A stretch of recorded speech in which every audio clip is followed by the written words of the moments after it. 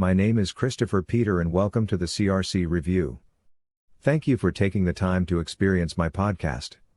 If you find this informational and enjoyable, please continue to stop by each week for new content and bring friends. In this podcast, I am going to focus on the current state of our society and look at some current events. In addition, I will provide some perspective on how our government is performing. Of course, setting aside the narratives and biases to focus on outcomes and mainstream expectations. I will end this podcast discussing the realities of work based on an interesting article I read on the work environment of my favorite sports team. Let us get started. For all people, the past year was a rough road. The COVID-19 coronavirus changed the way we live, the way we work, the way we interact with others, and the way we view daily life. The death of George Floyd brought social unrest that forced our society to take a deep introspection. Another divisive and tension-filled election cycle cemented the political divide in our nation with little hope for a new direction. The past year provided us many reasons to feel angst, doubt, and fear. But Americans must understand that our brightest days are always ahead of us and never lose hope in the grand experiment of democracy and freedom that is America. There is much more reason to have hope that America is closer to the end of the pandemic than we are to the middle because of where we are with vaccines and natural immunity. Our society must be reaching closer to herd immunity when you consider the number of people who received the vaccines so far and the amount of people who experience the virus, either asymptomatic or symptomatic. The combined amount of vaccinated and natural immune should provide us with a path to some level of normalcy. Life as we know it will not return completely to normal. There are some changes that many of us probably will like to see continue. Many workers probably want some form of hybrid work model going forward. Once communities start bringing students back to the classrooms, remote working will be more popular with workers that also hold the roles of parents. Remote working made us more productive, more tech-savvy. Given all that we know about the virus transmission, safety precautions, and effective treatments, society can start to move forward back to responsibly reopening our economy and society. As I stated before in my past podcasts, America does not hide from challenges and that we can move forward cautiously and responsibly. The states that decided to reopen defy the supposed common thinking that reopening will lead to massive increases in new cases. This has not been the case. Ironically, the states that maintain stringent lockdowns are the areas of the greatest concern, like Michigan, which was once praised for its performance. States with high death rates like New York and New Jersey seem to have the situation under control and should start reopening their economy to stem the mass exoduses out of those states. The high cost of living combined with the restrictions that harm economic activity are sending residents elsewhere at a faster rate than normal. Same with California. Again, we are closer to the end than the beginning. It is time for our leaders to realize that and stop using the virus as a tool of fear. People should get the vaccine and start to move forward with their lives. Our nation was understandably rocked by the video showing the death of George Floyd. I am a big supporter of the men and women in law enforcement, but I will never condone clear bad behavior. The treatment of George Floyd during his arrest was callous, despicable, and shameful. Directly contradictory to our shared American values of justice. In America, suspected criminals are supposed to have due process and equal protection regardless of what crimes they may or may not have committed. Law enforcement is not the judge, jury, and executioner. We all can understand that our law enforcement faces difficult challenges and grave dangers in their line of work. Suspected criminals are far from eager of answering for crimes they are accused of committing. But there can be a level of compassion and humanity in how we handle apprehension of even the worst people in our society. We must also keep in mind that members of our law enforcement perform their duties each day with low rates of incidents when you look at the available data. While each mistake is quick to make the news cycle, when you look at the total number of reported arrests and the reported arrest with incidents, it is extremely low. Especially when you consider only incidents with the loss of life of the suspect. The narrative that our police officers are out there killing off certain groups of people is simply not true. In any profession, there are bad actors that do not live up to the expectations of society. These bad actors should be brought to justice. The problem with these situations is the narratives around the situation never involve the truth and are highly based on emotional hysteria and political agendas. The narrative that our society no longer needs policing and policing is unable to be reformed is inappropriate. People need to look at the politicians making these statements and consider whether these individuals deserve to hold their office because they clearly are not up to the task. Our leaders should not be using events to fuel fear, outrage, and hysteria. Rather, they should be lowering the temperature, using the words of Biden. Many elected officials who embody progressive left-wing ideologies have no interest in lowering the temperature. Consider the hypocrisy in the statement by Maxine Waters.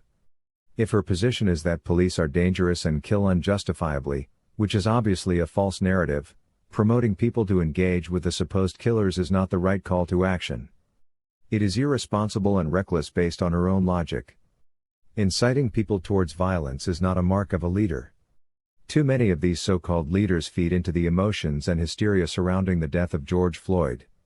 Elected officials who bore responsibility of the departments involved fueling hysteria rather than showing leadership and accountability. It happened under their watch, under their purview, and by people that work for their government.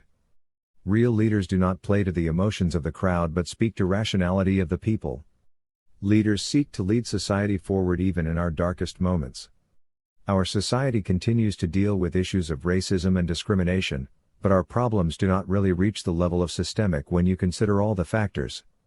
There are certainly many steps that can be taken by people to remove biases and stereotypes from their daily lives and daily decision-making. This goes for all groups. There are many aspects of our race discussions that are not based on data or reality. Or are realities people do not want to hear. Consider the hypocrisy of some of the narratives in our society. It is understandably wrong to cast a group by the negative stereotype of their respective group. For instance, one should never look at a black American and assume that he or she is a gang member.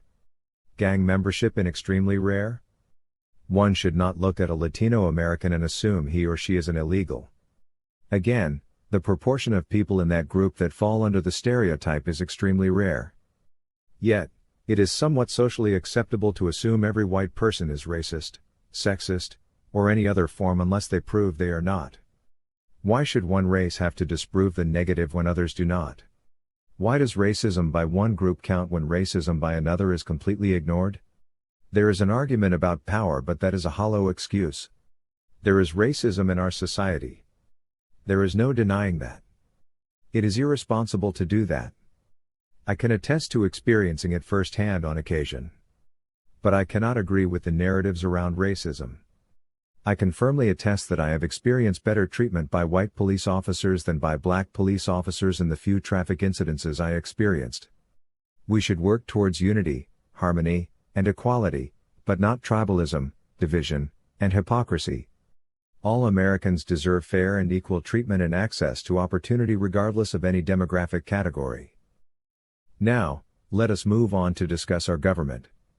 America desperately needed a return to a time in our society where our political parties could work together around the common ground ideas, setting aside partisan leanings.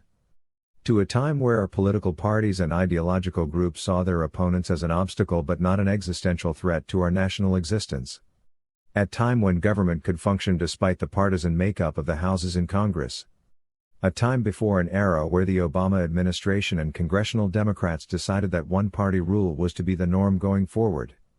There was a time when our government valued bipartisanship as a keystone principle that created compromise to ensure Americans of all backgrounds benefited from the work done on their behalf. Our government once understood that good legislation is not done in the same pace as microwave popcorn but in a deliberate period, allowing elected officials and the public to understand the impacts of the laws passed. That deliberate bipartisan process protected Americans from the whims of the fringes of both parties. Protected Americans from the worst leanings of both the political left and right. During the 2020 election, Joe Biden alluded to being the candidate that could bring back that governing style. Since he spent a half of a century in government, he could leverage those experiences to bring back the practice of working across the aisle to create laws that feature the best of both sides. The biggest issue with establishment politicians is the ideals spoken to gain power are never ones used when in power. Biden promised to be not a red or blue president but an American president. The governing style of the Biden administration shows that populism is still alive and well in American politics. Biden is showing that he may be that Trojan horse for the left that Trump proclaimed him to be. Effective leaders are ones that do the work of the people, not ones that simply serve to usher in the radical ideal of their affiliated political groups and ideological colleagues. The Biden era appears to be another one where the people are going to need to lead our economy forward despite policies that will restrict them and inhibit growth. The government does not appear it will be on the side of businesses of any size or the hard-working American. Like the Obama era, the government policies will benefit ideologues, radicals, and bad actors. Not the people that want to earn an honest living, start a business, or advance their career. Since taking office, Biden's policies brought a border crisis back to America, increased the cost of government, and will increase the cost of living for every American. Once again, American tax dollars are being spent in manners not aligned to the words or promises used to sell the programs. The COVID stimulus was highly beneficial to the progressive state leaders that created financial messes in the states not all related to the pandemic. But buzzword politics is effective if people are disengaged and disinterested. Now let us discuss the realities of work, which you might have read on the blog page. Unless one is a sole proprietor of a business, he or she answers to someone, or a chain of people, who hold the final say on the path forward for a project, operation, or venture. While some view themselves as partners to those in power, the reality is many people's roles consist more of advisory, which does not always lead to acceptance of expertise-based advice. Recently, The Athletic reported on how the Philadelphia Eagles, my favorite football team, lost its way only 3 years after capturing its first Super Bowl. Per the article, the front office seemed to lose the collaborative focus and emotional intelligence it sought to implement not that long before.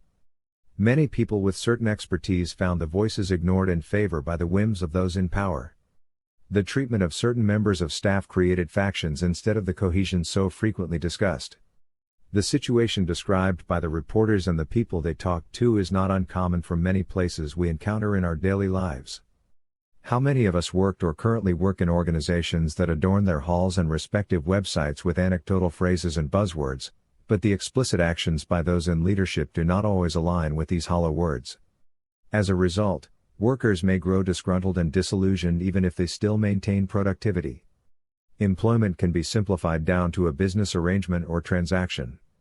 The employee exchanges their talent, experience, and, most importantly, their time for a level of compensation and opportunity. As a result, the employer has the human capital to operate their organization and the employee can pay their bills. When the arrangements no longer satisfy either party, that dissatisfied party will seek change through termination, resignation, or negotiation of employment terms. But life is not that simple. Employment arrangements become more complex relationships. Employment engagements are not always easy or beneficial to terminate. For the organization, there are costs associated with seeking a suitable replacement for a high-performing and productive employee. Employees may find that the grass is not always greener or that the expectation gaps still exist in the new place of employment. Retaining one's productive and value-creating human assets can be a stabilizing task for organizations. For the employee, protecting the value of one's experience, reputation, and record of accomplishment can be beneficial. Leaders should value the expertise and knowledge gained from their staff. Scouts who spend more time evaluating players than the people that will eventually sign the checks. Salespeople understand the customer base far greater than those in the C-suite. Information from knowledgeable sources should be an important input to the decision-making process. At the same time, the decision-makers have the freedom to proceed as they wish. The balance is ensuring the people relied upon to provide advice feel appreciated enough to continue to provide sound and reliable information. I believe it is part of our human nature to believe you can do the job of your superiors better than them or to make right decisions at a higher rate. The reality of work is that, as an employee of a business, organization, or any other entity, your responsibility is to do the job you are paid to do, not necessarily the jobs of the positions listed higher on the organization chart. Although, you want to show the ability to perform them when given the opportunity. Finally, let us discuss the most consequential 2 days in recent soccer history. 12 of the most successful soccer clubs in the world recently announced an effort to change world soccer by establishing a league where the top teams competed against each other. The European Super League would have provided the top teams an alternative to the Champions League. A league where the top teams will not have to wait until the final stages to participate in the big matches. A league that will provide a much greater payout to each participant than the Champions League currently provides. The announcement is not really a surprise, but an acknowledgement of what many knew the big clubs discussed behind closed doors. Sports media talked about the possibility of this for quite some time. As expected, criticism came from all directions. The leadership of the leagues these teams currently play under. The associations leading European and global soccer. The other clubs not part of the 12, as well as ones that would not have the slightest chance to make the 20 clubs. Major criticism from fans calling on the pursuit of greed that placed the interest of a few over the sport that provided the platform for these teams to amass their wealth and status. The number of obstacles proved too much for the proposed league as the project is now suspended. Consider the obstacles. Teams competing in the Premier League would need to overcome the strong stance against the European Super League by Prime Minister Boris Johnson. The biggest obstacle I saw was the impact on the players on these teams. FIFA and UEFA stood united against the new league and stated players participating in this league would be banned from all sanctioned events, including the World Cup. Would players forego the greatness and immortality in the sport that comes from winning a World Cup or performing well at it? There are plenty of opportunities for greatness in club football. There is only one World Cup every 4 years where top stars become global icons. The dubbed rebel clubs seem ready to negotiate with the powers that be, but not sure FIFA or UEFA needed to give them the chance to. Objectively, one can understand the intentions for this pursuit. The potential profit is higher than what the current alternatives. The stability afforded to them with not having to qualify is another plus. The marketability of the games far exceeds most league games. A Real Madrid vs Manchester United match or Barcelona vs Manchester City is far more interesting than a match against a team with only regional appeal. Everyone wants to see the global icons compete against each other. But one can reasonably question whether the performance will live up to the hype, as some teams have a brand and bank accounts may exceed their current ability to compete against the global best. Hopefully, there can be some middle ground solution that allows big clubs to compete against other big clubs, while protecting competition based on performance not profit. Maybe allow the strongest performing teams over a period to automatically qualify for the Champions League group stage. While teams with lesser profiles compete for spots, maybe allow the big clubs to play friendlies or ranking games to take advantage of the brand awareness and marketability of these matchups. As quick as the Super League came to light, it seems destined for potential failure. But maybe it can push for the change needed to allow for more marketable matchups earlier in the year. In closing, I thank you for experiencing the CRC review and encourage you to explore the additional original content available. Please continue to visit www.crc.com.